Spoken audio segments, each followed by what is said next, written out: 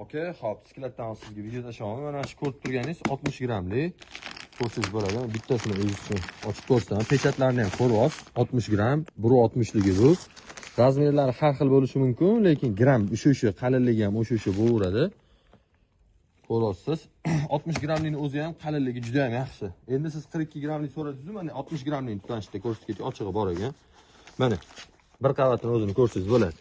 Mana qo'limda turishi, tortganda ham o'zi yetganda cho'zilib yoyilib ketmaydi. Endi 42 grammlik ko'ring. Ranglariga ham ahamiyat bering. Rossiyskidan ancha sifati yaxshi bo'ladi, rangidan ham, UV-dan ham. Mana bu 42 grammlik turishini ko'ring, qo'limda holati. Havo o'tkazadi, havo sirkulyatsiya qiladi, bemalol nafas oladi ko'chatlaringiz. Mana, okay? UV foizlari 6%, quyosh o'tkazishlari yaxshi. Yetganingizda ya'ni yirtilib, tirtilib, sochilib ketadigan narsa emas. Mana qo'limda ko'ryapsiz. 42 gramm o'zini chista, toza narsa, Turkiya mahsuloti, pirvichkadan qilingan.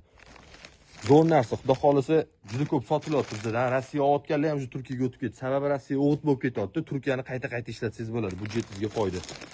Okay, avion bor, xudo xolisa bizda hech qachon tugamaydi. Chiqarib yotimiz 12 viloyat bo'yicha. Hamma o'tganlar sizlarda arzon olganda kelyapti. Xudo xolisa bering aviomingizni, zakazingizni bilib chiroyli chiqarib beramiz, okay?